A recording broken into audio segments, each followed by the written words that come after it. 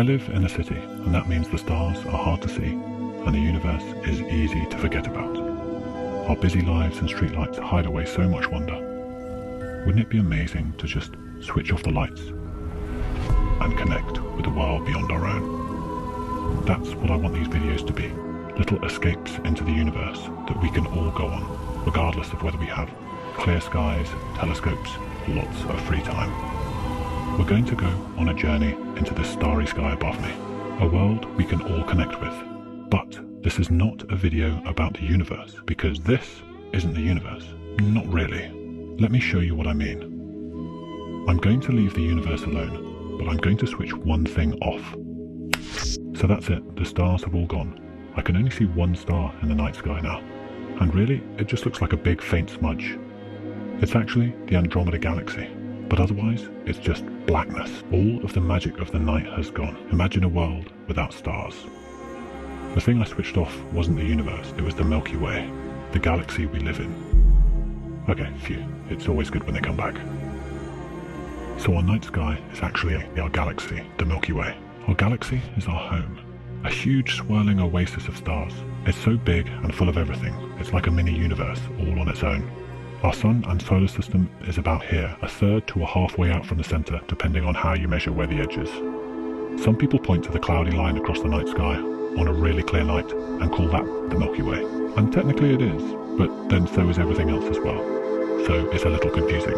I think a better way to describe that is the disk of the Milky Way, and we're inside that disk. If I make the Milky Way 2 football pitches wide here and tilt it a little, then shuffle it back so it's where we are in the galaxy. If you take a look from my point of view, I'm going to walk to where the Earth is. When I look towards the centre of the Milky Way, I can see this cloudy line that stretches across. When I look to the sides, I'm looking away from the galaxy, so there are fewer stars. So that's what that line is in the sky, the edge of the galaxy that we're inside. And that line is brightest looking towards the centre of the galaxy. But look, there's no point in looking at a model of the Milky Way this big. It's not big enough to see the detail. I need to make it bigger. I'm going to need to make it the diameter of the United States of America. If the centre of our galaxy were in Kansas, right in the middle, the solar system would be about here, in the city of Denver in Colorado. In fact, all of the stars that we can see in the night sky would only stretch as far as the city lights of Denver. So how big would we be? How big is the sun on this huge scale? Well, on a scale where the galaxy we live in is the diameter of America, the sun would be about this big. So that's already completely crazy, but it doesn't end there, because I'm not standing on a hill here. On a scale where the Milky Way is the size of the United States, our giant sun would easily fit between the ridges of the fingerprint on the tips of our fingers. It would be half the size of a red blood cell. Our galaxy is astonishingly large.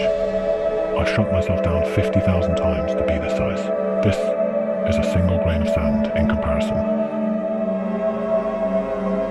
It's taken me 2 minutes to walk over to where Earth is, here, one fingerprint ridge away. Here's our little blue marble. On this scale, it's 3 times smaller than the coronavirus. Jupiter here was 4 more ridges away.